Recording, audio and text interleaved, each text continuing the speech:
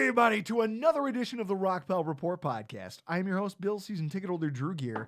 That's my producer, Chris Kruger. And what you just heard was me making a deal with the fucking devil before the NFL draft. Chris Kruger himself on the selection of a punter in the Bills 2022 draft class. Called the round. Folks, we are here once again for our 2022 NFL draft recap. Death, Taxes, and Nate Geary in studio with us, throwing back drinks, talking shit about another NFL draft. Some things are just inevitable, right? I mean, a little moosehead action. Well, this is the nostalgia I'm looking for. Yes. Here's what I want to know. Now that you're back off the keto train, right? You've decided you're no longer doing that. What? Oh my God, that's good. Yeah, right. Doesn't beer taste good? Oh yeah. Nate, look around you. This is you're the first guest we've had. Right? We'd had. I think that makes sense. It makes sense. It was only right to sit First in studio. in our new studio. What your initial thoughts? My first initial thought is there somebody in an invisibility cloak standing behind Chris's girlfriend with a gun to her head, forcing Chris to be here? Because this is just, I pulled into the driveway. Usually, at the old place, at Chris's old place, I just walk inside because I know it's familiar territory for me. I've done many a podcast in there. And I pulled up and I saw Chris's car. I knew where I was, but there just was in my mind no way that we were actually in a place that Chris is calling home. But here we are. It's too nice, right? Unbelievable studio down here that rivals, it might be better than our station studio at WGR. I'm so sorry. What else? It does feel like I am like kind of peering into the future of what I'm going to be looking at when I'm like 6 feet under. Like just kind of like looking up at the top of my casket. Black with a lot of wiring hanging around. That'll be my casket. What I love is, can you appreciate the effort that Chris put into this place? Because I'll be the first one to say it. Chris deserves most of the credit for this place. He did most. And my landlord. His landlord. He did most of this. He calls her that to her face. Yeah, on a regular basis. Listen, I would too if I were him. So I'd call her ma'am, maybe. Most of this was Chris's invention. He did most of this. He put in most of the sweat equity. It really is impressive to see what one dude with awful hair can accomplish when he has a lot of time on his hands, right? Listen, he has surprised me every time I've ever seen him that he's A, still alive, and B, not uglier than he was the last time I saw him. So honestly, anytime I see him, he's thriving because he's still kicking. I'd be remiss if I didn't give a shout out to the crew over at Blue Wire Podcast for making all this possible. I mean, video, photos, we're going to post things about the new studio over at Rock Pile Report on Twitter. But our partnership with them has been pretty integral to the growth and the continued success of our podcast. And I think as we close out another successful season of content creation and go into the summer, I just want to say thanks because, Chris, did you ever think we'd find anyone to pay us to do this? No shot. No. I figured we'd get listens because you're kind of psychotic, but not this. Drew's persona is perfect for the modern day man. Like Drew really encapsulates the guy that's super pissed off at work, right? And instead of doing what Doug Marrone did, which is come home, eat a bologna sandwich, and kick the dog, they come home and they listen to Drew and they listen to how pissed off he is about everything all the time. They're like, what? I am not as pissed off as this guy, so I'm living a good life. We had a listener reach out to us and tell us that we helped with his sobriety because he was like, I feel like listening. He's like living vicariously. He doesn't watch the video feed. Got us just pounding a bunch of alcohol over there, but I'll say this. I appreciate our listeners, and I appreciate Blue Wire for pulling us in, because they were a startup, and we figured out of all the places that reached out to us and said, hey, join us, why not? Listen, Chris, we were nothing. We were a project. We sorted it out. Yeah, we were a total project. I had to coach you up just from my couple. I've spent 3 years in radio. Yeah, how's that gone? Not good. I still don't talk into the goddamn microphone. You don't talk into the microphone. You don't listen to any any advice. I started giving up at giving you advice of, hey, try this after maybe the second year. You, and my I'm like, father, my mother, Yeah. most of my high school teachers, all the list of people who stopped giving me advice because they realized I wasn't listening. With that in Selective mind, hearing. with that in mind, thanks to all of you guys, because without all of you, we wouldn't be sitting here in the middle of this, enjoying a couple beverages with Nate Geary.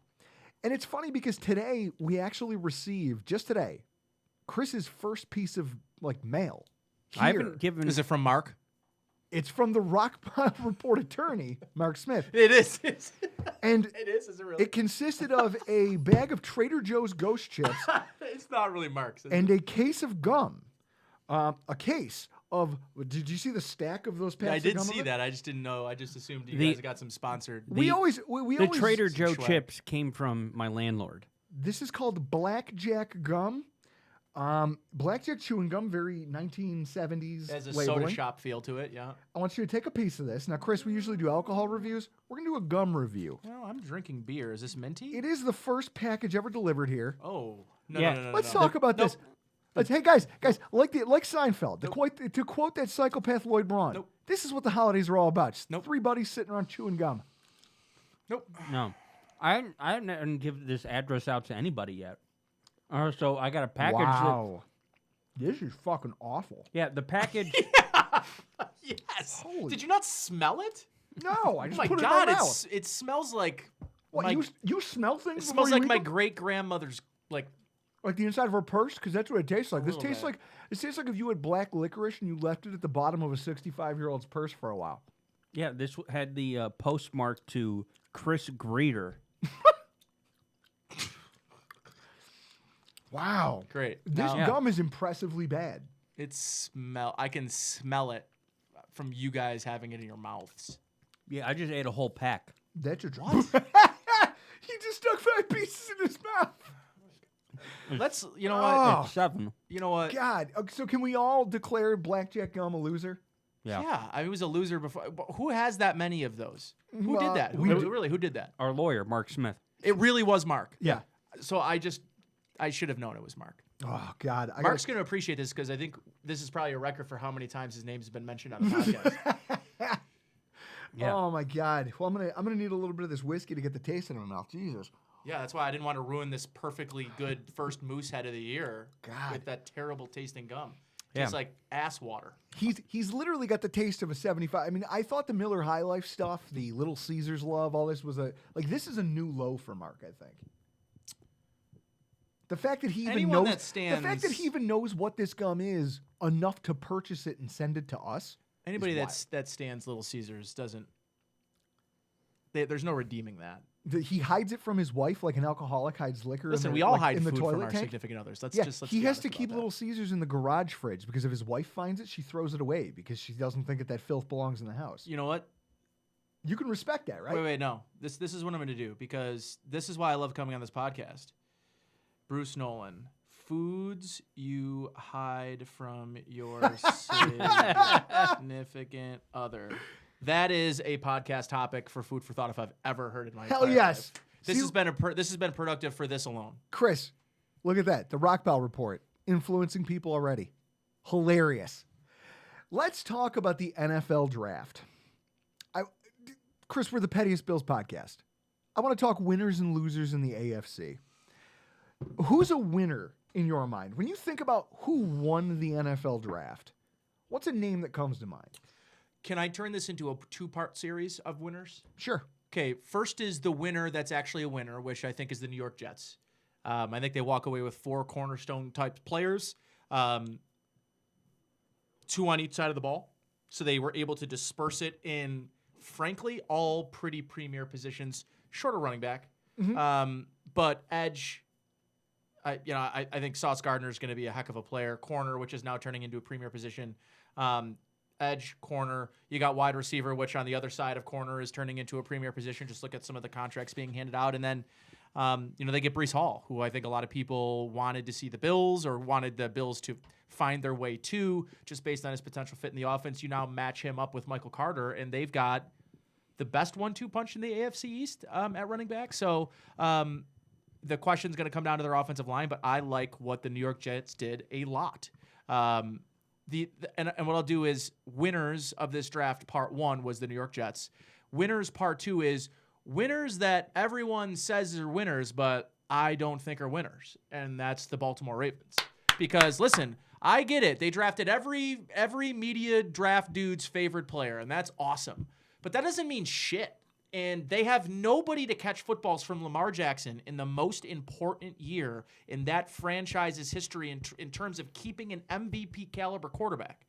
They've done nothing to surround him with anything that should convince him that's a team taking him seriously as a franchise quarterback who can throw the football. If I were Lamar Jackson and you just traded my best friend because instead of you wanting to change your system to be a more modern-day passing offense and stop using me as some sort of Deebo Samuel quarterback wannabe. They picked Greg Roman over Lamar Jackson in this draft. They picked Greg Roman over Lamar Jackson and Marquise Brown, their other first-round pick from after Lamar Jackson that you paired with to try to help him take the step. So listen, I love Kyle Hamilton. You'll never see me mocking a Notre Dame pick. It was a fantastic pick. I like some of the tight ends they took. And everyone agrees that according to consensus big boards, all their picks were of great value. And that is great. Well, who cares about value if you're running out your franchise quarterback? And this is the thing. So, Chris, this is... Bill Belichick cares about value. He certainly does. Holy shit, I can't wait to talk about this. That's value. So, maybe Valium. I had 3 winners. And this is why I love Chris, that I don't have to prep him like some of our other guests. I don't have to send him a rundown. I don't have to send him bullet points, because he just comes in here and he knows it's an easy conversation. I had 3: Chiefs, Ravens, and Jets. Mm-hmm. It's funny because we're used to applauding 2 of those teams for what they do on draft day, and the other one is usually the punchline of a joke. That's right. For the Jets, we sat here with Anthony Prohaska and basically said the Jets had the biggest opportunity in front of them to improve their team of any team in the draft. Like you've got the most work to do, but you also have the opportunities there if you can seize it. Sure. You come out of this with arguably a cornerback 1, depending on who you are, who you talk to, who you like. Arguably wide receiver 1 in the class. Trading back into the first round for Jermaine Johnson, a guy who was being debated as a top 5 pass rusher. And took a pretty interesting fall in that draft. And then you tack on Breece Hall, who was a lot of people's RB1. You ended up with the best, whether or not they pan out as pros, you walked out of a draft with the best player and a top 5 player at least 4 positions. Mm-hmm. That's a home run. I mean, Joe Douglas, he deserves a round of applause. And anybody who, we don't need to wring our hands about the Jets, right? They still have to coach these guys up. Yeah, for sure. And listen, I mean, this is all...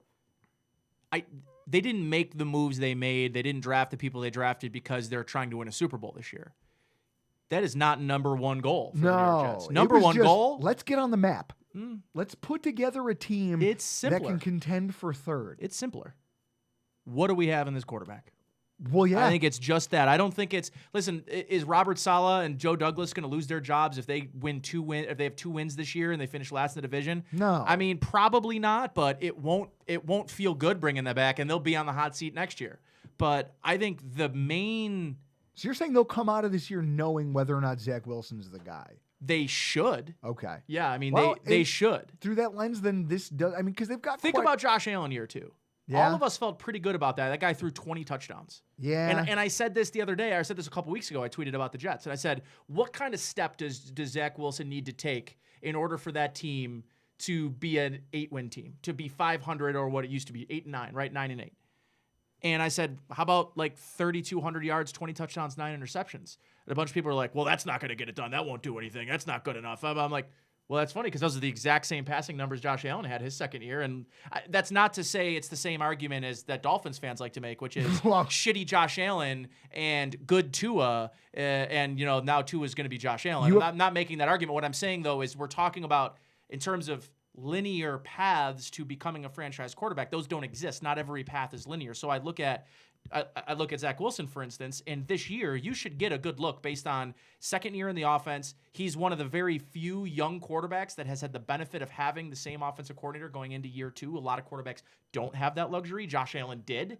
So there are a lot of parallels to be drawn from Josh Allen's second season to what's going to be Zach Wilson's second season. I don't believe that Zach Wilson will even be in the same stratosphere as Josh Allen, but I do believe what's could be unearthed there is a really solid top 14, top 12 quarterback who's mobile, who can if maybe he's that, if he's that with what they're building towards and the job that Joe Douglas has been doing, they can at least be competent, which is why I declare them a winner. Like they're very young. This puts you on they're the track. Very young. This puts you on a track to being good in 3 years. Yeah, maybe even less than that. If you can make the right moves now, because you built the platform to build off of. You've done the heavy lifting. You got rid of Jamal Adams. You used that haul to get this class. Now you can take that and move forward into what? They've got an extra pick next year, I think, too. Mm-hmm. So you can continue to build, but Jamal Adams, the gift that keeps on giving. This is the platform that you can use. The Chiefs, they pissed me the fuck off. I'm a petty son of a bitch. Okay, watching them entering the 2022 season with a really watered down roster was one of my favorite things of the offseason. Sure. And then they go into this draft with this, I don't know, I think more holes than any team labeled a quote unquote contender. Sure. And because you look at it, they hemorrhaged massive percentage of snaps at safety, linebacker, cornerback. Mm-hmm. They lose Tyreek Hill, and who knows how you replace what he brought to the football field, the dynamic, the way he influenced safety play, the way he... They're dependent on a lot of rookies, man. And this is it. But then they come in here, and they add so many quality defensive pieces. Sure. McDuffie... Yeah, like him a lot. Cook, like Karlaftis a lot. Karlaftis. Sky Moore, one of the few wide receiver options that I liked for Buffalo to fill our vacancy at Z receiver. Am I overreacting, or did the Chiefs get saved by this draft class? No. Okay. But that's not to say that I believe the Chiefs needed saving or something. They still have Patrick Mahomes, but that's a roster that is experiencing what I think a lot of folks assume every team that's paying a quarterback $250+ million is going to be dealing with, right? You pay the piper, and what happens is that you start to hemorrhage. Well, what it is you constantly then have to be refreshing with cheap, inexperienced depth. That's right. And the problem with that... The Bills have been developing depth for 4 years. And we have that depth now to deploy at a time when you've got, because when you look at the makeup of our class, which we'll get to in a minute, but you start to see, okay, we didn't have to hit home runs. We needed singles and doubles. Whereas when you're the Chiefs... You're banking on some home runs, at least one, because this is all you can afford to do. What we're in the process of seeing is a fundamental shift between the Bills and the Chiefs. And what I mean by that, the fundamental shift that I'm talking about is for the last 3 years, the Chiefs have been a top-heavy team. They've had 5 contracts at $20+ million. And they have sacrificed the development of depth in order to have high caliber players, right? And they still do for the most part, right? But in the next 3 years, Patrick Mahomes is basically going to be the only guy making more than $20 million. Tooney is there, I think, but he's, he didn't sign a 7-year deal or something. So here's the thing. In 3 years, the Bills will have Diggs, Allen, probably Knox making close to 20 if he resigns. Oh, yeah, no. Oliver we're making going close to be to where 20 they if he are. resigns. We're going to be where they are right now. There's a juxtaposition that's going to take place. It's a shift, but the thing that the Bills did first, which is why I think they can avoid the scrap heap trading away a really good player in his prime because you can't afford to pay him or you don't believe you can afford to pay him. Like, the Bills developed their depth first. Then they added the blue chips, and they developed guys from that core into blue chips, which is, first and foremost, really hard to do. Yeah, well, and that's, I guess, to develop blue chip players. And that's what I wanted an acknowledgement of here, is that no matter how well the Chiefs did on draft day, right, we can all agree that the value of the picks, the quality of the picks they had were great. Can you develop them into being the backbone of your team? the percentages. I don't think the Chiefs have a track record of showing that. No, and the percentages are not on your side when it comes to. Not with that many. I have a whole draft class full of players. In this week's AFC East Roundup, we're going to talk to Mike Debate about the Patriots' history over the last 5 years and how they've failed to cultivate most of their draft classes. Their entire 2019 draft class is Damon Harris. That's it. He was their 4th round pick. Yeah. The top 3 are done. Done. Out of the league. And so it's one of those situations where on paper, yes, you applaud them. Great. Wonderful.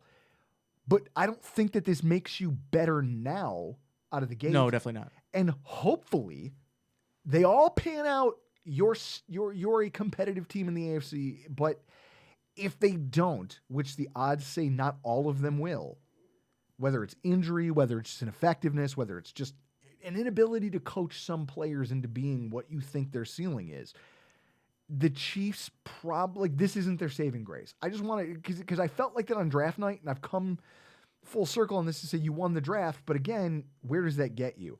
And the Ravens, to your point, they land Ojabo, one of my favorite, he was one of my value-based draft crushes.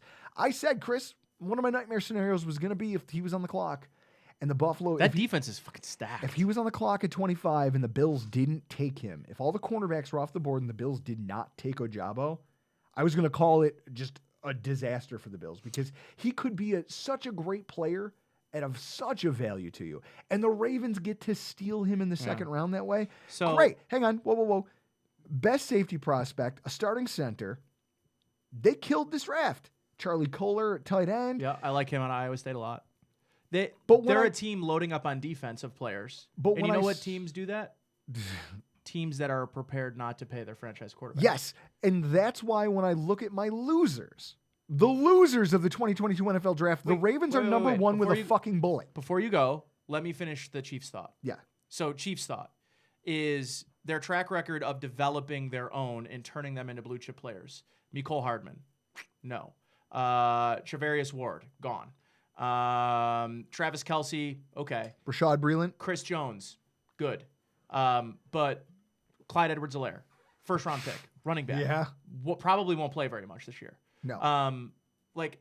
You go through the list of players, and they're not a team that has historically been able to leverage a great draft class into actually helping you, especially right away. So for those, listen, everybody talks about winning the draft and winning the offseason, and miss me with that because the Bills had been winning off seasons for a while. I mean, they had several off seasons that they won. They didn't have a lot of drafts that they won. Chris, I'll admit that. Hasn't Miami won? Jesus. Didn't they spend the 2010s? Oh my Jesus! Yeah, didn't they spend the 2010s winning every off season? Yeah, we need that Rex Ryan quote. We've won the off season. We've won the off season. Yeah, well, what the hell does that mean? But at the end of the day, with the Chiefs thing, we can wrap this up on the Chiefs. But they are still the dude on top of the hill with, he gave you the most atomic wedgie and he ripped your underwear and he's on top of the hill holding your underwear up while you're crying. This is not a traumatic experience that happened to me. It's just an incredibly specific scenario. I was going to say, you sound like you're projecting a little bit. They there, still Nate. need Why to don't you beat tell the me Chiefs. more about this. Who And hurt you? not just in the regular season. They need to beat the Chiefs when it matters in the playoffs. It's the team that has ended your season the last 2 years. So there is a level of beat them or shut the hell up about it. Well, but that's it. Here's the thing. Their wide receiver situation, Mecole Hardman, Sky Moore, Juju Smith-Schuster, MVS, right? That's a bunch of 2s and 3s. Borderline 2s. Four of their top 6 have never caught a pass from Patrick Mahomes. Sky Moore and Juju Smith-Schuster are slot receivers. Yes. And by the way, Juju Smith-Schuster is about as limited of a slot receiver as you're going to get. So I don't know. I'm of the mind that they believe the system and the quarterback can overcome the talent of Tyreek Hill. And I think that they're insane. I think he is the most unique weapon that has ever touched an NFL football field. And they are a little cocky to me. Chris, it reminds me... Sign the damn man. What are you doing? Chris, it reminds me of when the New England Patriots thought that, hey... the system will prevail. We don't. Yeah. We can go back. Screw that we can mindset. go back to the 2000s when Tom Brady won us a Super Bowl behind play defense and run the rock. It's cocky. Yeah. It's cocky. And to me, I'm sorry, Tyreek Hill to me is an untouchable player. You had the opportunity to get him at a cheaper deal than the other guys were getting, and you traded him. So I don't know. At the end of the day, where I come down on this, the grass is always greener, and you think you're smarter than you always are. I'm interested to see for the first time in his career, and someone's going to say, well, in 4 games, Patrick Mahomes has 7 touchdowns and 1,300 yards without Tyreek Hill. Do it over a season, loser. Like, don't give me that shit. Like, I want to see it over a full season, and I want to see Yak God on another team, and let's see if he can have the same level of prolific success when teams don't have to dedicate a guy that can't get above 20 yards. Like, now teams are going to be able to press at the line of scrimmage. Teams are going to... MVS is a nice player. If Aaron Rodgers couldn't figure out how to get whatever they got out of him, sorry, you're not getting that much more on MVS. I love how fired up you are about this. It's not like he's going from Drew Lock. He's going from Aaron fucking Rodgers. Just won 2 MVPs. Give me a break. Like, they are... And they overpaid him. So, for me, I guess I will say this. They are all good to fine players. But that's a quarterback that has never had to know life without Tyreek Hill. And if I were that fan base, I would never want to know. I would never want to have a conversation of what Patrick Mahomes' career looks like without Tyreek Hill unless he can't run anymore. But here we are with 4 good years, maybe 5 of Tyreek Hill at the level that he's playing at in a window where you could be the most dominant team of an era. Get rid of Orlando Brown. What do you need? Get rid of Joe Tooney. Like, go get a replacement level guard and pay one of the most prolific pass catchers in the history of the league. I think it's a huge miscalculation by the Kansas City Chiefs, and I hope they reap what they sow. Cocky MFers. Chris, it's not a... What is it about the Rockpile report that just brings out some of the best meltdowns in people? I think we just saw one. I think we just saw a top 10. I love it, but Nate, there's a group of people that are glad Tyreek Hill is gone from the Chiefs, and that is the entire female population of the city of Kansas City. Sure. Well, sure. I mean... Oh, here comes Chris with a punch below the belt. So, if we also want... I mean, he's a loser. They're losers because they live in Kansas City. Losers. The Ravens are number 1. Let's talk about this. Because they won the draft, but I think it's like when you win the battle but lose the war. I was just going to say that, yeah. You kill the draft in terms of value, quality. Great, wonderful. You got some great rookie prospects. But when you think about the cost and the butterfly effect from the decisions they made that weekend, I don't know that a team misplayed their hand more than the Ravens. Their defense hurt them last year. We all know that. AFC teams with good, quote unquote, quarterbacks, 6 different 30-point performances against them, and they had a 2-4 record in those games. You can't hemorrhage yards and points. You can't. But they aren't much without an offense. I think that tells you, like, hey, you won 2 games where you would score more than 30 points.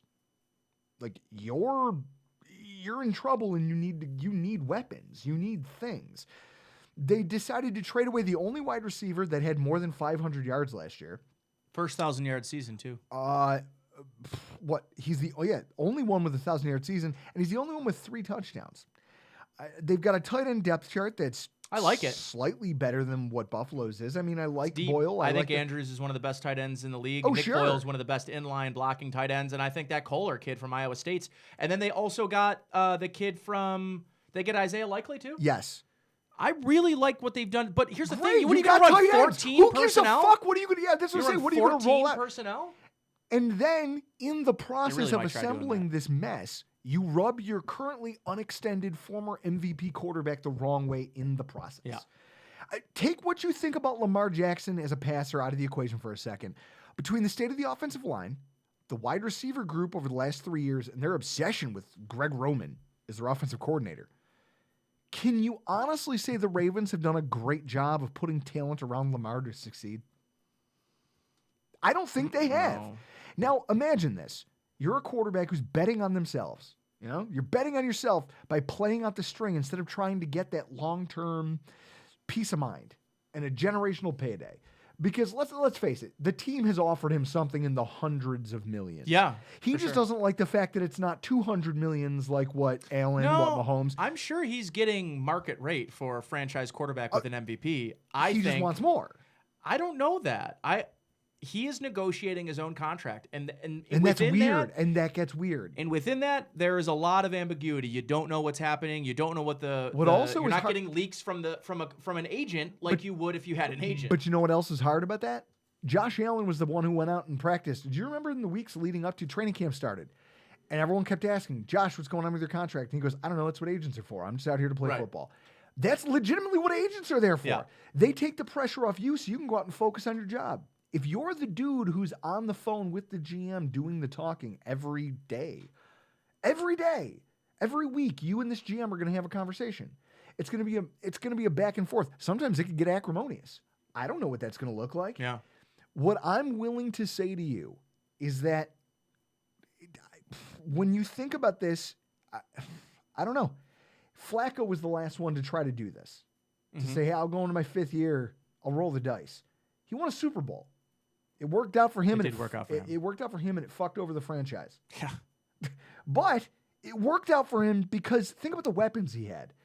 He had Jacoby Jones as a returner who caught that Steve Smith. Chris, remember the first time you met me? Yeah, that was at the Tony Rome's on Union. Nate, wow, you've been there. Yeah, I've been to Tony Rome's. It was the Broncos and Ravens Tony playoff. Rome's former pizza buffet? I have no idea. No. It's now Mooney's. It's now Mooney's. It's right as you get off the 400. No. I don't know if they had Tony Rome's. Wasn't it a pizza buffet? No, they had like a sit-down restaurant. They were like, oh, we do ribs and we do all kinds of shit. But then they had a big bar that was more of the draw. The restaurant never had anybody. Yeah, it was. I know. Yeah, it's the old Mooney's. I remember. Yeah. It was the playoff year of Harbaugh versus Harbaugh. Okay. Denver and Baltimore playoff game, that deep bomb from Flacco to win the game. Yeah. Well, not to win the game, to send the game to overtime with 10 seconds left. A Hail Mary attempt from his own 20. In Denver. And just a prayer he hucks up, and Jacoby Jones takes that thing in and takes it into the end zone, and all of a sudden we're talking about overtime. Yeah, Nate, I've never met a man just forcefully box, like, I'm talking like NBA boxing out somebody at the rim into other people's conversations about football and just berating them with their opinions on football, like I saw Drew do at Tony Rome's. This was the very first time he ever met me, folks, and that was the moment that it dawned on Chris. He could do this in the form of a podcast. Just box out his way, force my way into your lives. And look at where we are today. But so you think about the weapons he had: Anquan Boldin, Jacoby Jones, Torrey Smith. Anquan Boldin was a great wide receiver, correct? You'd call him a great, not a Hall of Famer, but great. Hall of Famer, no. Torrey Smith was fast. He was big.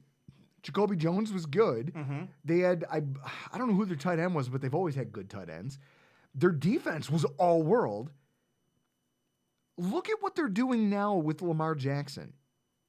They're trading away his best players. They're divesting themselves of the only guys he has familiarity with. It almost feels like they're sabotaging him. You can spin the Marquise Brown trade and say they weren't going to pay him to be a number one receiver. He's not a number one receiver. I would agree he's not a number one receiver, but he was their number one receiver. Well, and that's it. And so for me, I look at this and I say to myself, you won the draft, but you lost. Because your quarterback is going to go into next season with fewer weapons. With Devin Duvernay and Rashad Bateman as his two wide receivers. Jesus Christ. And just a couple quick hits here. Jaguars, holy fuck. You did it. Chris, we called it. They were the ones who were going to shoot themselves in the dick this year. Yeah. They did. It's not a shock. They took Trevon Walker. At least the least sack production of any player drafted in the top 3 ever. Ever. Well, not ever, just since the sack was recorded in college football. Well, and ahead of the draft, we heard rumblings coming out of the building that they were all split. The coach, the GM, and the owner on who they wanted. The owner's the one who wanted Walker. Now we know who's running that organization, and the problem is that that's the same dickhead who hired Urban Meyer. Yeah. Now he's making your draft picks? Great. I'm sure this is going to work out. The Titans. You want to talk about people who are having like seller's remorse? Ryan Tannehill had to go to fucking therapy. He said he had to go to therapy. Listen, I think all of us should probably go to therapy. Yeah, but I'm not gonna. Yeah, I know, but I'm just gonna keep drinking and ignore all of the just course. blow past all the red flags. man stuff. Like Derrick Henry after this draft was looking around like that Fresh Prince meme. He's Will Smith in the empty living room looking around going, where is everybody? That's it. Everyone's gone, brother. You're it. You are the Tennessee Titans now. Yeah. Do you see them as a threat? No. Well, They weren't before. but look at them now. They weren't before. And A.J. Brown replaced with Walmart Laviska Shenault? Holy shit. What a mess. Walmart. Fucking Treylon Burks is absurd thing anyone has ever said. It's going to be a thing that sticks. Walmart Chenault. Walmart Chenault. That actually sounds like someone's name. Yeah, it does.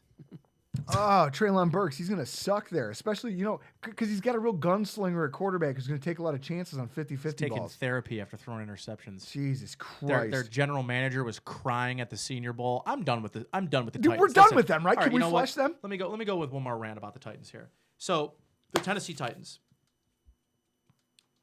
or as some might like to refer to them as the Great Pretenders. The Great Pretenders? They did lose to the Jets last year. You lost to the Jets. And then you lost to the Bengals, and you're not that good, and it's only going to get worse. Chris, do they come here this year? 24 years old. No, we go to Tennessee. I don't know why we Tennessee continue again? every single year. It's stupid. We go to Tennessee and KC again? Yes. Two giant and the only team that Jeremy and I hope could we go find- back there just to punch their shit in, because I'll tell you what, as a kid playing football games, one of my favorite things was, and this maybe speaks to something that's wrong with me. Sure. But as like a child, I remember, young child, going to away football games and just being happy about the fact, like, I'm going to get to go. We never won. Our team was never good, but it was an opportunity to make the guy across from me look bad in front of his family. I was like, your friends are going to be here. Your mom's going to see this. And I'm going to slap you around a little bit. Like, that was in the back of my head. Like, I'm going to Drew embarrass would be you in front playing 3D chess with 9-year-old kids. I'm going to try to make you look bad in front of people who know you. This is gonna be awesome. kid's just trying to make it through a game, and Drew's like, I'm going to embarrass you in front of your fucking grandma. Oh, other losers? Matthew McConaughey and everyone from Texas University. You can all suck it. Texas, they went 5-7.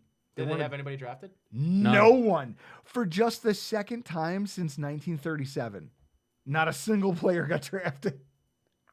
Remember when they joined the SEC? And all the talk was about, we're doing this because it's going to be more money and better recruiting, and we're going to get better, and we're going to... Yeah, when Texas Tech's out recruiting you, that's tough, though.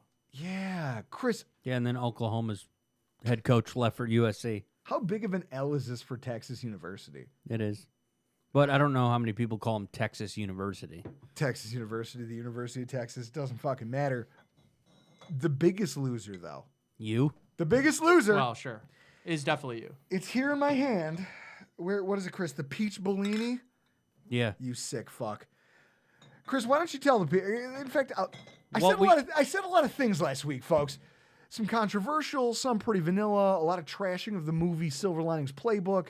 Good movie. But the most emphatic point that I wanted to make in our podcast last week is that only an idiot, only an egregious moron would waste a draft pick on a punter. Nate's going to do me the solid of opening this for me.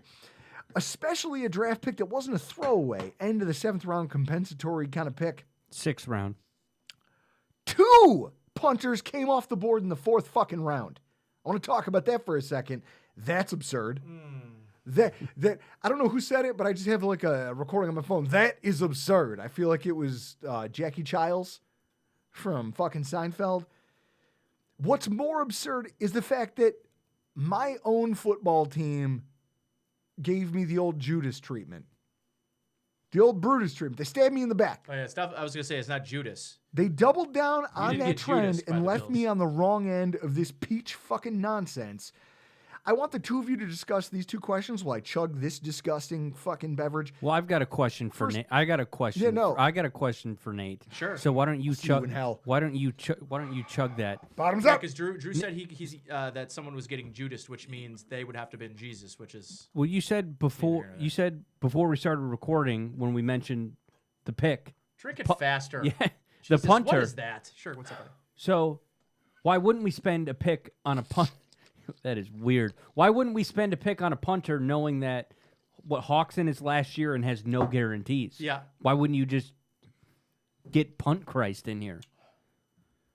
Father, Son, Holy Punt God. You know. Touchdown Jesus, Punt Listen, Christ. I think. Oh my God. I am. Wow.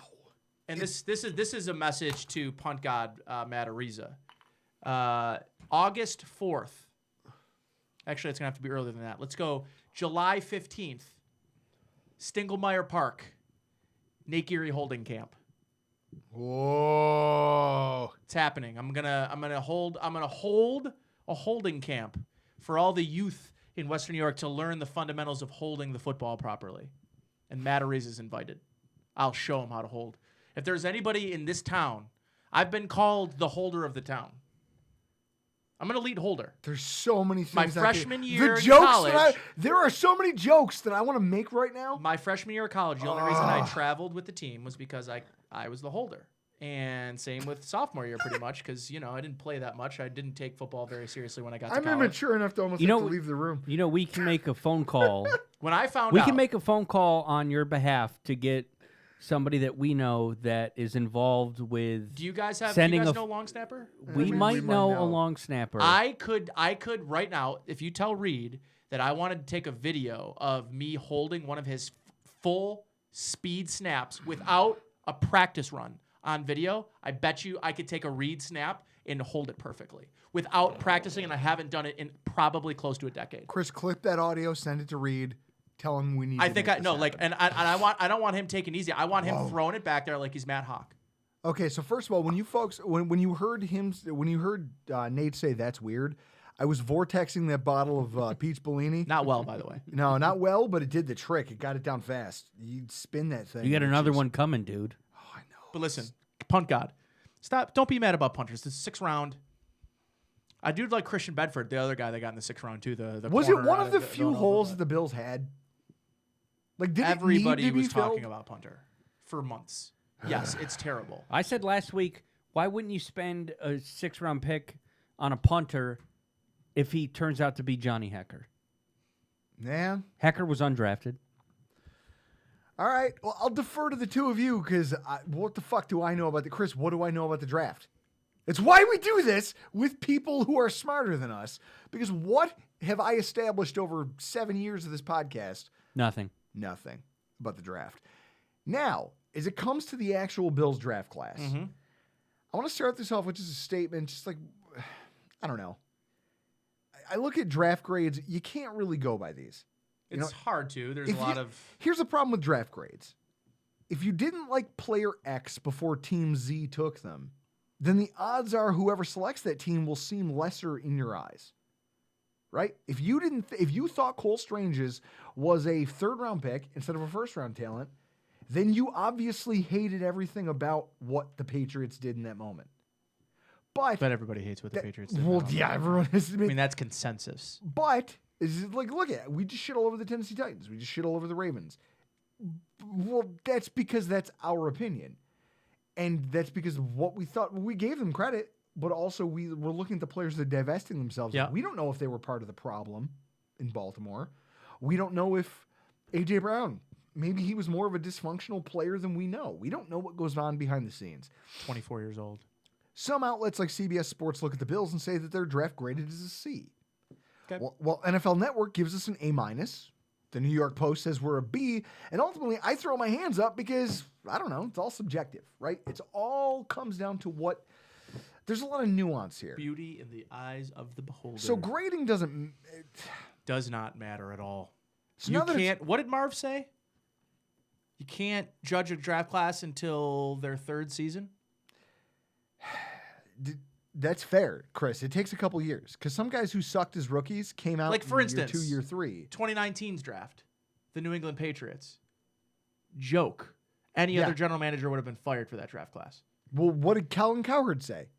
I don't know if it's He Cowherd. should have been fired as a general manager Cowherd a long was time one. ago. Yeah, he goes head coach. I don't know if it was Cowherd or if I heard it on TSN Overdrive up in Toronto, but somebody had said, if you have enough people telling you that you're a genius, then you just believe it. Yeah, that's right. You I can mean, do he's got a lot of anything. yes men there right now, which is why he's taking Cole Strange at 29. And meanwhile, Colin Cowherd goes before the draft in free agency. He goes, Bill Belichick, the coach, trust him, love him, Hall of Famer. Bill Belichick, the GM, should have been fired years ago. So running the franchise into the ground. So with that, grades don't matter much to me. I like to get into the philosophical stuff. And this is funny because every podcast it's Wednesday. Every podcast out there that covers this shit for the Buffalo Bills has already done their blow-by-blow on the class, every prospect, debated the merits. I don't know. To summarize the great Robert Duvall, why run down and get one cow when you can walk down and get them all? I like to take my time with this stuff. We're going to take a look at it, but I want to talk to you a little bit about philosophy first, because I think this is important. I was conflicted about a lot of what the Bills did. I was very frustrated throughout the day 1 and day 2 of the NFL draft. Cornerback pick in the first round is where I'll start. Everyone saw it coming, including some of our opponents. Cornerback was a need. And obviously, the pick makes your podcast co-host, Bruce Nolan, and Anthony Prohaska over at Cover One, it makes them very happy because they've been on team cornerback 2 for forever. Going into the selection, I can't say that I knew a lot about Kyrie Elam or that I knew whether, I don't know. I got some inklings the week leading up that he was in their crosshairs, so I did a little bit of last minute packing on him, and I'm glad I did. I'm glad I listened to that person. Okay. So, but yeah, I mean, throughout the draft process, that wasn't a guy I was like honed in on or anything. I think the problem has become that in modern football, things have kind of flipped. Defense wins games, but offense wins championships now. That's the way this stuff works. The Bills have invested an incredible amount of upper echelon draft capital into the Bills defense, and yet they're using just dart throws in the middle rounds to put talent around Josh Allen. This coming from Uber Hansen on Twitter. The Chiefs have 6 first and second round players on their roster on offense. The Bills, after taking Cook this year and counting Josh Allen, have 2.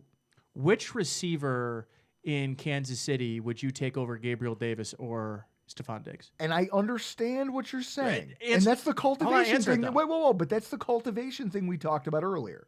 You bring guys in and you cultivate them. But I'm just saying right now. You bring in Stephon Diggs, who's viewed as a problem child, and he becomes one of the most electric receivers in the NFL. He was that before that, but he got better since he's gotten here because you can coach and cultivate. That's what we're doing. Yeah.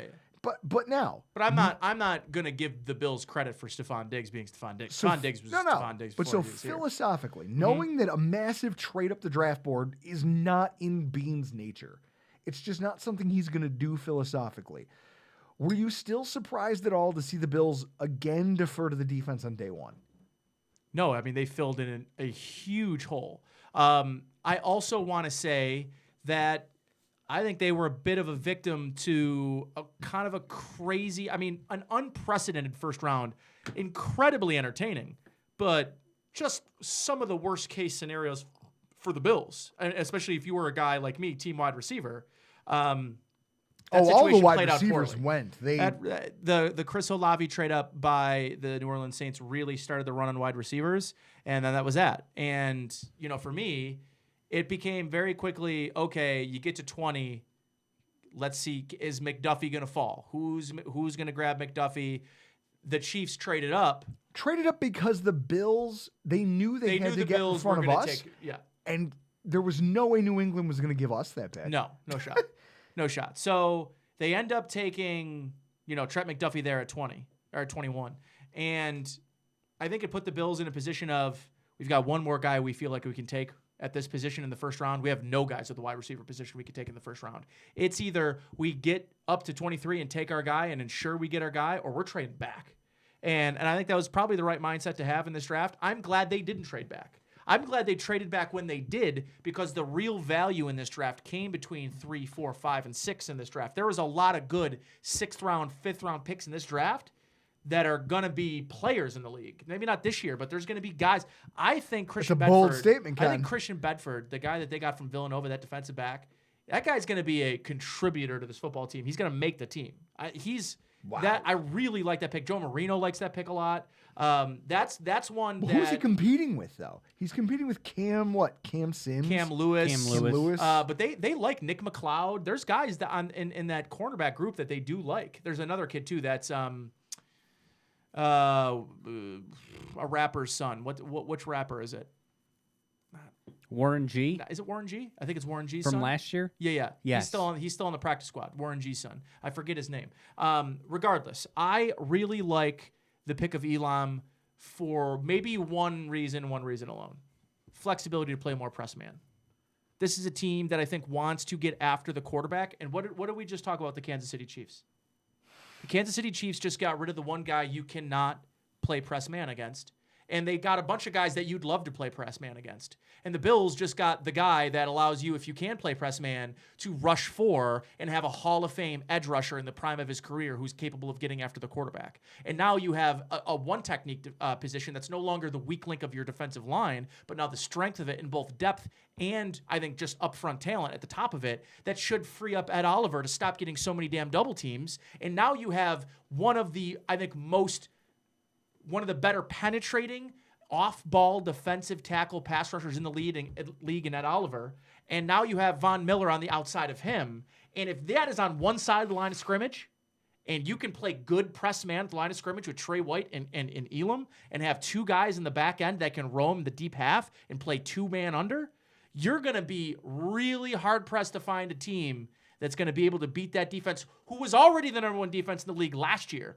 Now filled, I think, even if you brought back Levi Wallace, this was still a move I wanted to make because the flexibility, the scheme flexibility that they're now able to play, they should be able to be more multiple, be more disguising in what they're doing on the back end. And I think that plays into a true advantage for this defense. And maybe more than anything, this year, you are going to see more than likely, as long as he stays healthy, the best season of Tremaine Edmonds' career. He's going to have nobody getting up to the second level because of the defensive line that this team has been able to put together. So now you have a bunch of things. This is a good defense last year. I think their stats were inflated because of the poor talent they played.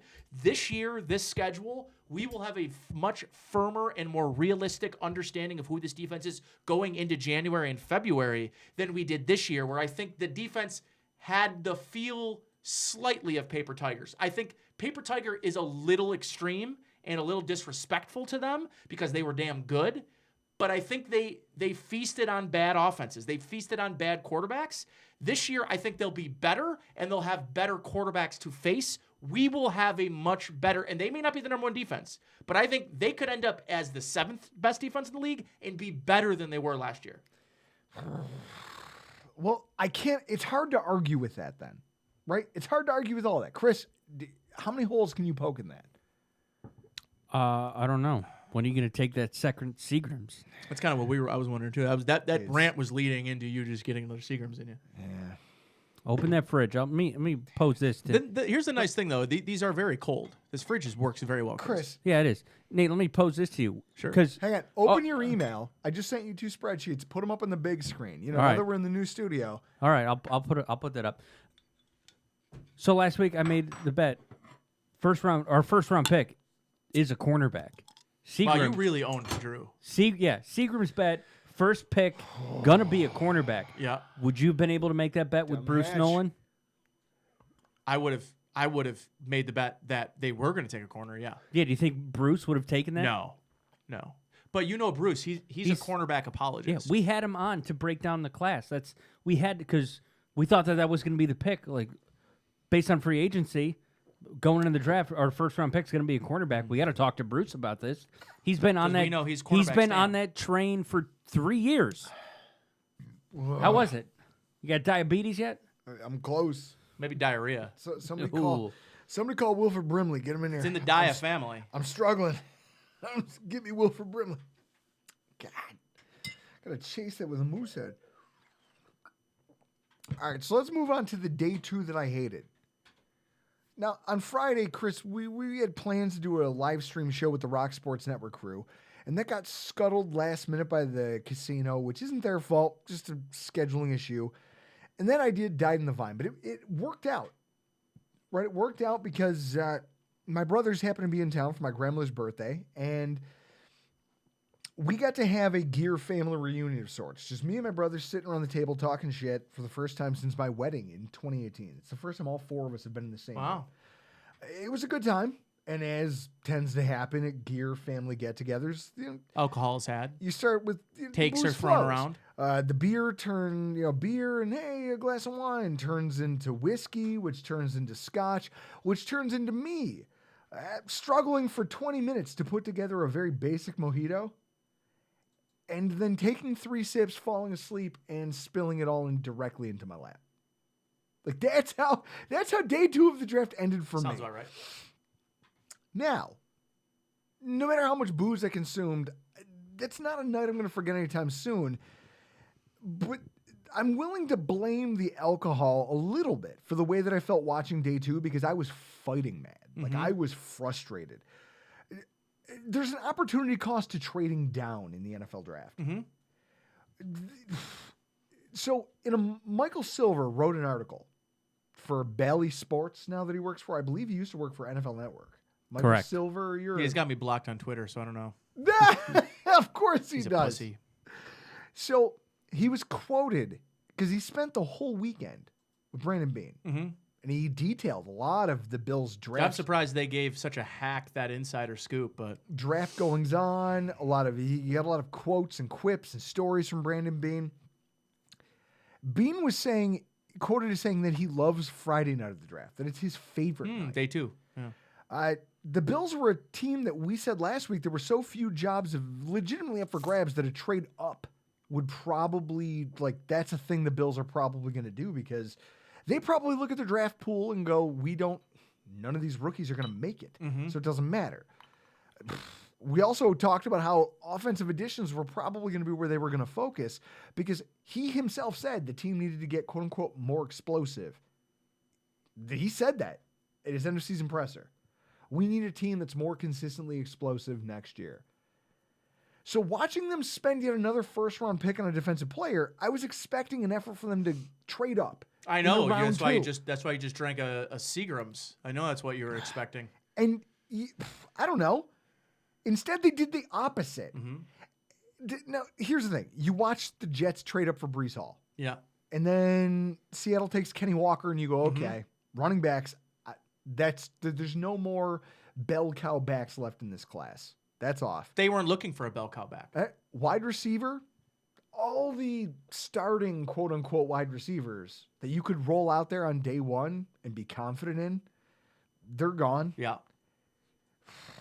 So I don't know. You watch Alec Pierce, probably the last wide receiver talent, Sky Moore, come off the board. Indy and KC trade up to get them. You deplete the wide receiver pool, so now your skill players are gone, and instead they just trade back. Not once, but twice. First of all, why do you think they were so lax? I think because of the cost, and they had already spent a 4th to move up in the first round, so they did not have that collateral to make the move without sacrificing a 2023 draft pick, which I know going into this draft class was not something that Brandon Beane was interested in doing, was sacrificing or leveraging picks in next year's draft in order to move up in this draft in the second round. And as we talked about how the depth of this draft, this was not the draft that you looked at and said, this has got 7, 8, 15 blue chip talents. This is a draft that you want to be a team in the 16 to 25 range in the first round, and you want to be a team that's going to be in the high 60s. You want to be a team that's going to have a bunch of picks on day 3 early because that's where the value of this draft is going to go. And what the Bills decided, what Brandon Beane decided to do is when Sky Moore gets off the board, their player that they wanted to try to take there at that position is gone. So they believed they needed to get to a spot where they're going to get value for their next pick. So Brandon Beane says he trades back once. All 3 guys they viewed that they wanted to draft in that position hadn't gone. So they traded back again. Brandon Beane said he would have traded back again if one of the players that he identified as the 3 didn't just get drafted the pick before. He was going to trade back again. But he decided that one of the 3 guys got picked. Now's the time. I'm taking my running back. And in my opinion, the James Cook pick might be my favorite from the draft because what they end up doing is they actually end up upgrading a decision they were going to make with J.D. McKissick, and they end up getting a younger, more explosive player who has RB1 ceiling and potential. Yes. If he can get a little weight on him, if he can start to learn the nuances of the position at the NFL level, if he can be a responsible pass blocker in max protect situations, and Josh Allen and Ken Dorsey and Sean McDermott can trust him in those situations, this is a guy, listen, Drew, you do not spend, this is the highest value pick that Brandon Beane has invested into this position since his time here. This is the most value he's ever put forth the running back position. This guy's not just going to be a third down back for the next 4 years and then he's gone. No. This guy's likely going to start off this year as the second running back behind Devin Singletary. He's going to be the primary team's pass catcher. And what I think ultimately happens when Devin Singletary walks in for agency next year, you bring in the guy behind James Cook, and James Cook is now your feature back going into the 2023 season. That Michael Silver piece I mentioned, he made he asked Brandon Beane about lack of investment in the running back position. Lack of investment. Now you just talked up the James Cook pick. Beane was quoted as saying, "I believe that Zack Moss will push Devin Singletary this year." He said coming off his ankle surgery into this past year, Zack Moss couldn't cut to his left. Just listen, he wasn't healed enough. It didn't take. He wasn't ready. He thinks he hasn't nailed down. Now he thinks he's 100%. I believe that he will push Devin Singletary for a starting job.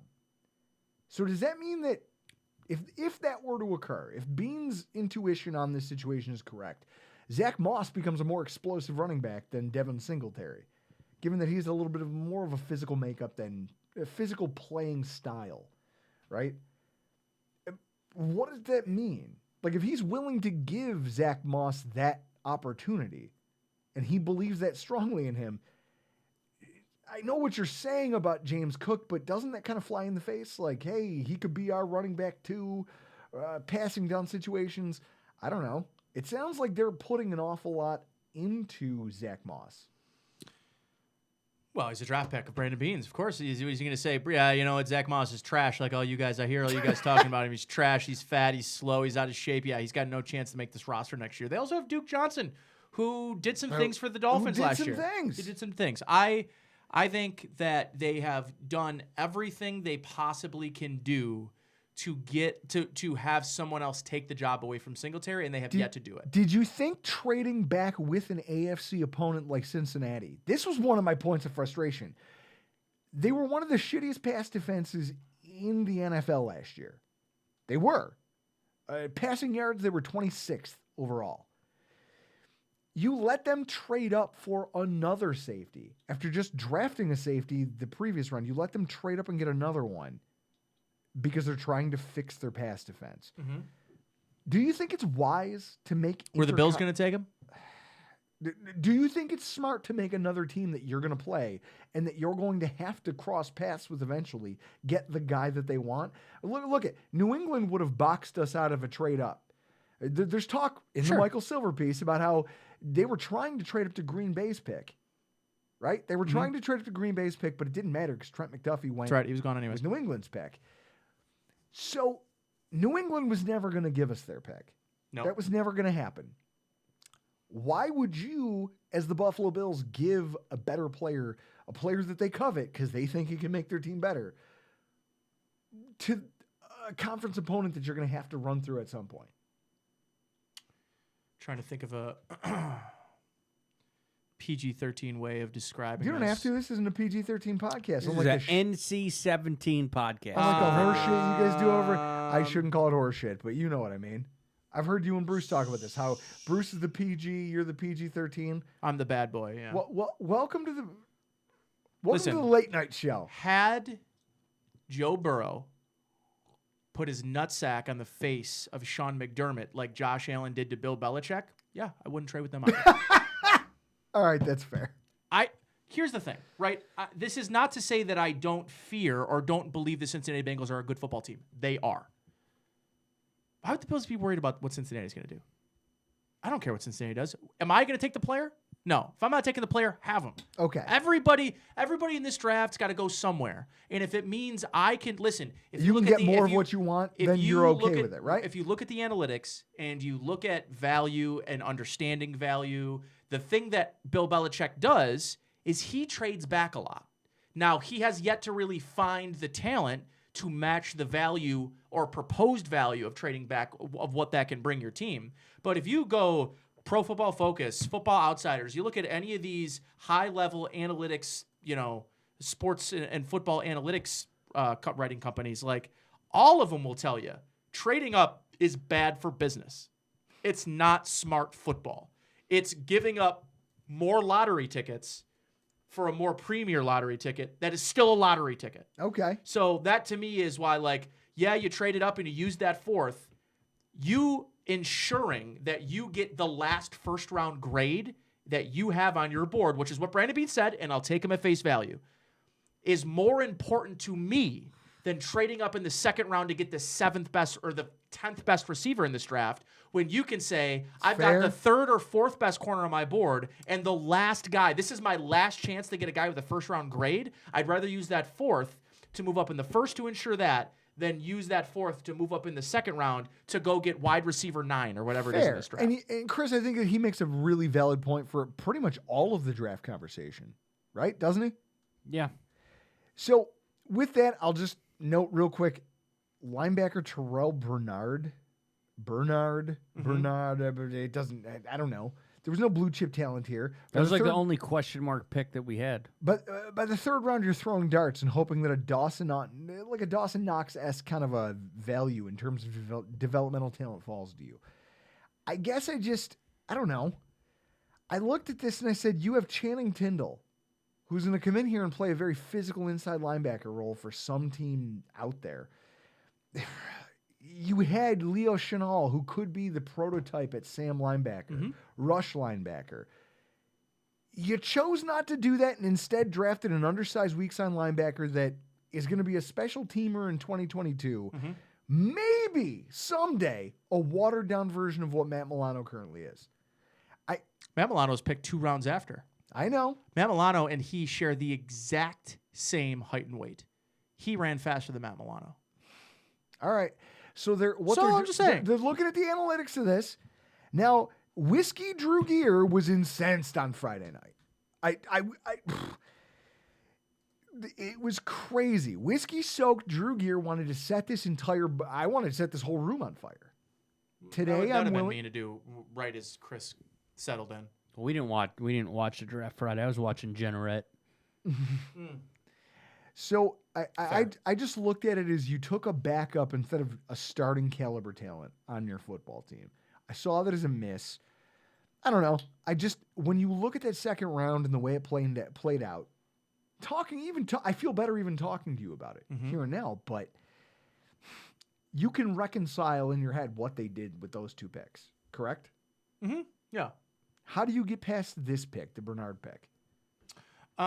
Just the raw athleticism? I don't know enough about him. No one does. That's, I think, the frustrating part. But I think you go back, you look at what he did in his last year at Baylor. You go look at that Sugar Bowl game, 17 tackles. This is a guy that I think in 3 linebacker sets will play. I heard Brandon Beane in his press conference after the 3rd round on Friday night say something along the lines of this is a guy that's going to help us on 4th and short. This is a guy that we can bring in the field. He can cover tight ends right away and be a sub-package linebacker. Listen, I think what's important to understand, and I know that there were other good linebackers that are considered smaller or small and fast guys that aren't maybe traditional size for the NFL linebacker position. The NFL, and people are going to continue to hear this term, are positionless players. That's going to continue to be in vogue. That's going to continue to be the thing that teams look for. Are the guys that would have gone undrafted 5, 7, 8 years ago are now being drafted in the 2nd and 3rd round. They're being drafted in day 2 because of the value positionless players can play.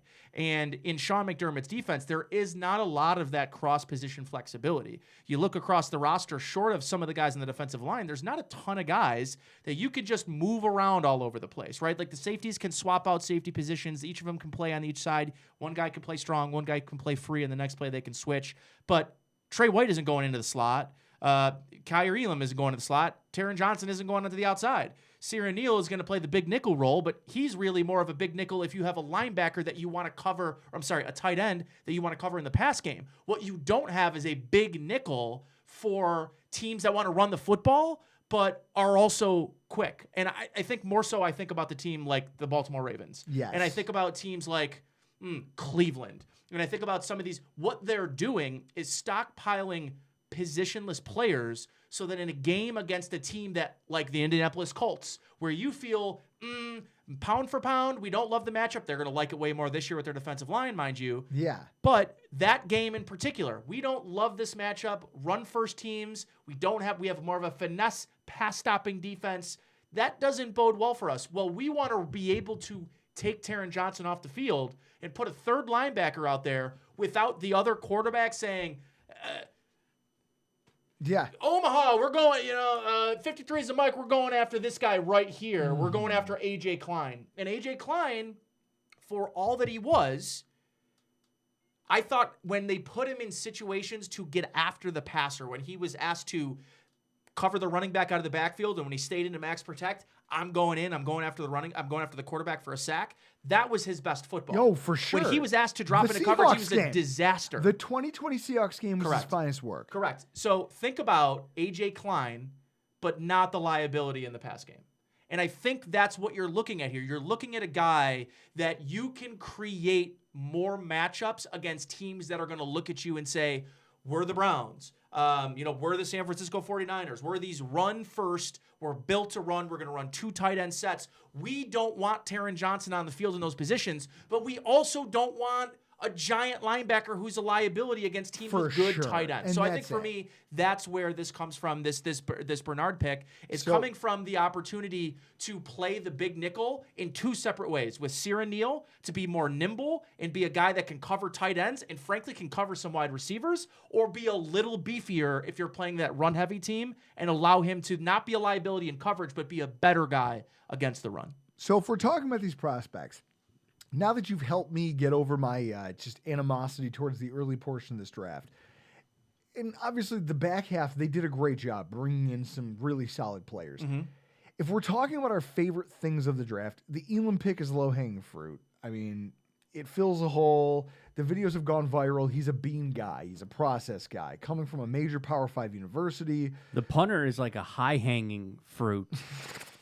Thing. It is kind of a high-hanging fruit. It's way up there on the tree. Like a 5-second hang time fruit. I mean, and it would be easy to take that first rounder and say, this is the reason I love the draft. James Cook, great pick. Great pick. The things he can do in the passing game are electric. Like, you go watch all the film breakdowns of him, they'll show you the reasons that he's not right now, the way he's presently constructed, reliable to be. Like, you can see why he wasn't a day one pick when you watch the breakdowns of his skill set, right? He doesn't run between the tackles with enough juice. He doesn't have much after contact. You know who he reminds me of? Devin Singletary. If you did you see my tweet? No. Oh, please don't tell me. So there was a guy on the radio. I don't even know, Ryan Wilson from CBS Sports. Yeah, on the radio with Sal Capaccio. He made that same comparison, and I saw it on Twitter. And I tweeted. James Cook and Devin Singletary? Yes. He said that the two of them are the same. And my response was, oh, boy. I'm sure it was very calculated, well thought out. Yeah, I said one of them runs a 4.4, has a great RAS score, and is a dynamic receiving threat at the running back position, catching 4 touchdowns in 2021 and posting over 1,000 all-purpose yards on 140 touches. The other runs a 4.8, has 24 receiving first downs and 3 receiving touchdowns over 3 full NFL seasons. And then I posted the Neil Tyson DeGrasse gif going, they're exactly the same. They're not. And it's the fucking worst thing I've ever heard. So can I tell you why he reminds me of Devin Singletary? Why? Because Devin Singletary wasn't asked to catch the football in college. But he can do it pretty decently in the NFL, right? Like, he had single-digit catches his entire career in college, was not asked to be out of the backfield. James Cook really wasn't asked to be a premier back. Zahir White, their other running back, was also drafted in this draft. That's Georgia. What he talked a lot about is what he was asked to do in the Georgia offense. they don't run running backs into the ground. So to me, James Cook is a guy, just like Trayvon Walker is a guy, just like every single Georgia player that you want to draft, you have a level of projection with Georgia players. The reason is very few college football teams have 9 defensive players that are drafted or whatever they had. Like, so when you talk about Trayvon Walker, what he was asked to do on a defensive line with Devontae Wyatt and Jordan Davis next to him is not going to be the same of what he's expected to do or asked to do in the NFL with a different surrounding cast, in a different setting, in a different scheme. So I think the important part about James Cook and what reminds me of Devin Singletary is nothing to do with playing style or how they're going to do at the next level or whatever that. To me, it is because Devin Singletary was pigeonholed as a certain type of back, but since being in the NFL has proven, even though at 4'8", he can still be a pretty decent in a like short area quickness and be a guy that can make the first guy miss. Now, he's not running away from anybody, but he can make the first guy miss. And he's decent in the pass game when he showed no relevance whatsoever of being anything in the pass game in college. I think you can apply the same principle to James Cook. It's about what he has been or hasn't been asked to do. That's all fair. Okay, I'll give you that. And EJ Snyder was the one who called it, Chris, during their the Bootleg Football podcast live stream. He said he was talking with who is it? Jordan Reed from the Draft Network, who just got hired at ESPN. Yep. And they were talking about the running back hierarchy in this class. And basically what he said was he didn't see James Cook as one of the top running backs this class, but that he deserved his own classification of offensive weapon. Because he can be moved around the formation. He can be used. He can run routes. Ways. Yeah, like he can line up. He's easily one of the best draft picks that we took this year. But there's also Khalil Shakir, right? And there's another guy who, Bean apparently received a number of text messages from scouts and GMs after trading up for Shakir, pissed that he had moved up for him as one of the lone wide receivers with a 3rd or 4th round grade. Like, teams were mad at us for making that move because they thought it was going to be a steal that would fall Most people thought that the Bills are going to get way more production from the position that he was drafted in this class. On top of that, you start to think about the player himself. Now, I don't love the fit in terms of he's going to him and Crowder are probably going to be splitting snaps in the slot. I don't love him, and I don't project him out to be an X. As I'm about to show you, he's not exactly the most. He's not a Cole Beasley. He's not a. No, he's not that type of athlete. He almost doesn't play the role of a slot receiver. We're going to talk about it. My overarching takeaway from this draft. I've spent the better part of the last month reminding everybody of Bean's admission that our team was not explosive enough, consistently enough, and it's something that he and the front office was going to work on in the offseason. We all, I think, kind of took that to mean that Bean is going to add playmakers, guys who make game-breaking plays. That's all we heard, right? There's explosive running backs, explosive wide receivers to be had.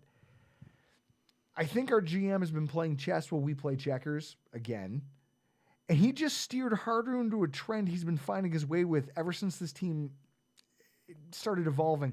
Chris, pull up the chart, the RAS dissection of the team, if you will.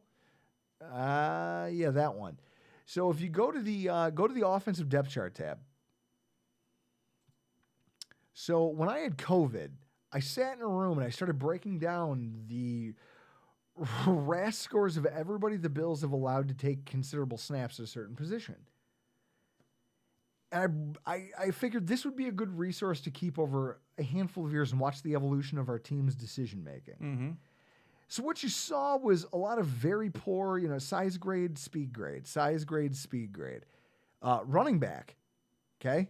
Look at those speed grades. Poor, very poor, okay, very poor, Frank Gore, poor. Frank Gore. Yeah. No speed, nothing to be considered. Like, on the offensive line, there wasn't a lot of speed until the last year or two. Now, Chris, bring him this year's RAS scores from this draft class. I want you to take a look at this. So last year you saw a trend where everyone got excited. They said, "Oh, look at these linemen that he drafted." Spencer Brown and Tommy Doyle. They're all huge RAS score guys at offensive line. This entire class has impressive RAS scores. Well, what our one lone offensive lineman has a score under 5. He's a 6-round pick. Everyone else is over 8, at least over 8 too. Nate wrecking up the studio. Sorry. Here's what I like. Look at the 10-yard splits on our first 4 picks. It's pretty fast. Yeah. 1-5, 1-5, 1-5, 1-4 Yeah. for Khalil Shakir. That's good. All of them over a 9 for their position per the RAS score guidelines. What you did as a GM was you took this class and said, listen, when I said we needed to get more explosive, I was going to go into this class. Look at the speed score grades. Great, elite, elite, elite. Yeah. Yeah, I mean, you got Shakir, who ran a 4.43. You have Kyrie Elam, who ran a 4.39. You have James Cook, who ran a 4.36, 4.37 or something like that. Mm-hmm. Yeah. I mean, and look at Shakir's shuttle score. 4.21. It's only a 6.91 on the RAS scale, which means he's not the most shifty guy. But inside of a 10-yard box, he's pretty fast. Yeah. And if you can get a jump on a defense and you have 4.4 speed, that might be all you need. That's kind of John Brown-esque. Right. A little bit. Yeah. This team took this draft and said, listen, I'm just going to draft athletes. I'm just going to find explosive athletes at multiple positions that we think we need to get faster at. To your point, linebacker, running back, cornerback, wide receiver. I guess, I don't know. Now that you look at this, this class, it didn't need to be a home run. No, it couldn't have been, frankly. Especially just where they were picking, drafting. yeah. But you didn't need as many home runs as anybody else in our division. You didn't need, based on our roster makeup, that many. You didn't need a home run compared to anybody else in our conference, did you? You could argue the Chiefs needed 2 or 3 of them. Chiefs needed it. The Patriots really needed it. They didn't get it. I didn't do it that time. That's not me. That's Drew. Do you call this a win for the Buffalo Bills? Is this 2022 draft class? Because all these talents, they're picks based not on what you can do for me today, but what will you do for me over the course of 16 weeks of football in 2022, and what cap relief can you give me going into 2023? All while being some very elite athletes for your position. The cap space thing is interesting to me, and it's those 3 picks, James Cook, Bernard, and Shakir, kind of fit that mold. But I would say overall, I feel really good about it because they came away with the starting caliber corner that I think is going to walk off the bus, be your day 1 cornerback 2. Something that we've talked about for the entirety of Brandon Beane's career here with the Bills was that they skated by with not a legitimate cornerback 2. We're going to get to see a full Sean McDermott defense, full Leslie Frazier defense this year without true holes at any position. That's exciting to me. On the offensive side of the ball, they now have ways to be more multiple. They can play more 12 personnel, but not just 12 personnel, 2 tight ends lining up at the line of scrimmage and ground and pound, but O.J. Howard lined up in line at the tight end position with his hand in the dirt, and Dawson Knox dotting the I on a trips formation that has Crowder or has Davis and Diggs behind him, and that is quite the matchup opportunity. And that's 12 personnel. That's the ugly thing everyone's scared about. That sounded pretty fucking sexy, didn't it? Right? Like on one side, 4 players. O.J. Howard gets to troll the middle of the field. You have Dawson Knox, who's going to be one-on-one with press coverage with a cornerback. And then you've got the 2 guys behind him that get to disguise what they're going to do at the line of scrimmage, and they get to go over the hell they want to find the hole. And then they have one of the best quarterbacks in the league to try to find him. I love the multiplicity of what they've been able to do now. And then you add in James Cook, who in a given play, right, we criticized, I think, at times, we criticized Brian Dable for going empty, starting with a running back in the backfield and shifting out to empty. Well, who the hell is scared of Devin Singletary or Zack Moss lining up in the slot against your corner or your linebacker? No one's scared of that. Well, now when you motion out to empty with 4 wides and you got the running back in the backfield and you motion out, and now he's lined up over a linebacker, well, guess who's not getting bracketed on that play? Stephon Diggs. Yep. Because you can't bracket a player when you have a giant mismatch at the linebackers, or you can, and the Bills will take advantage. It's the reason James Cook was productive in college. That's right. You get him on the edge against a linebacker, unless he's your fastest player. Unless you're Fred Warner, that's pretty much it. You're going to have a tough time covering a guy like that who has route running nuance, who has the ability to run routes like a receiver, but then also be out of the backfield and be a guy that, again, I'll say the crazy word that no one says, which is a traditional screen game. Like, who's to say that we don't see more misdirection? You got James Cook on the field. You pull one lineman one way, you fake the screen to him, and you dump it down to a tight end screen to Dawson Knox, and you've got lead blockers going the other way.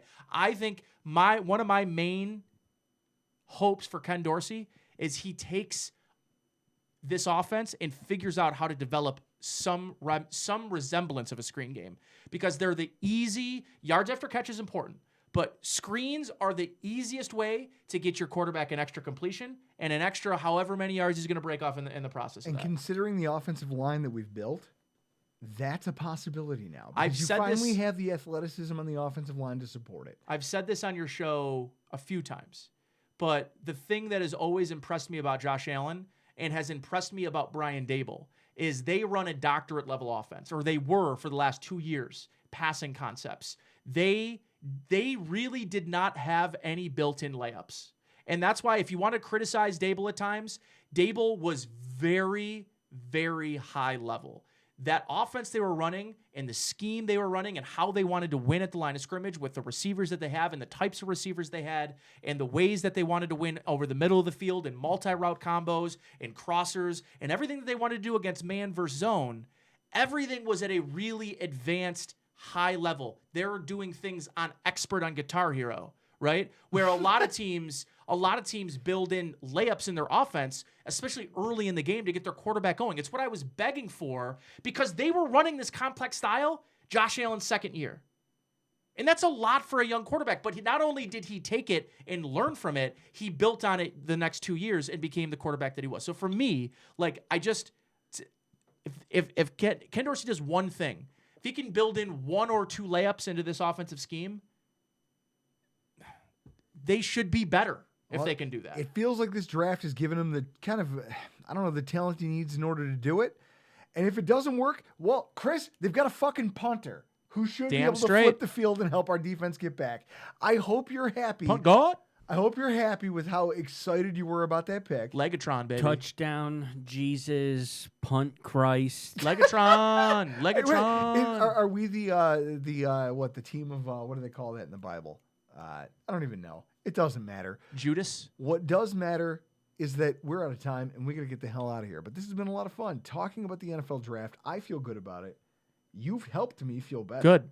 Nate, that's what I'm here for. Why don't you tell everybody what they can expect from you guys over at Food for Thought and what you're going to be doing up until training camp. Taking a couple weeks off.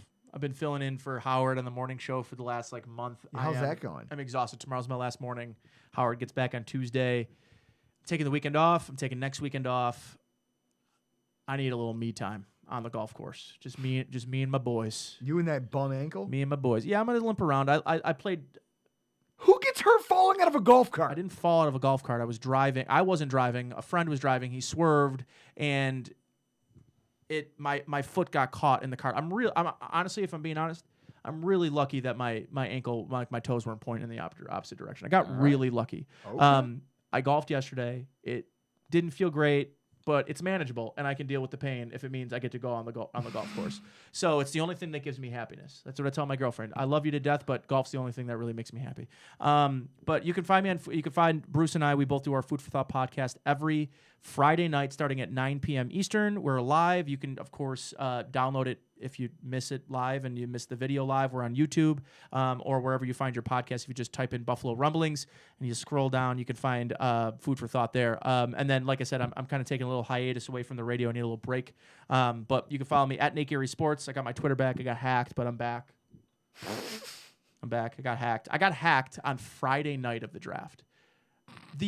I never realized how badly I needed Twitter than during the draft. I felt completely in the dark. I was like loading CBSSports.com in real time, like while I'm driving to the station, trying to catch up on who's being. Oh man, that was a nightmare. Don't just for you folks out there listening, if a verified account asks you to change your password and then also give them the verification for that password, don't do it. I got got. That might be one of the funniest things I've heard all day. It was verified. And on that, I checked it. I looked the guy up. He was a real guy.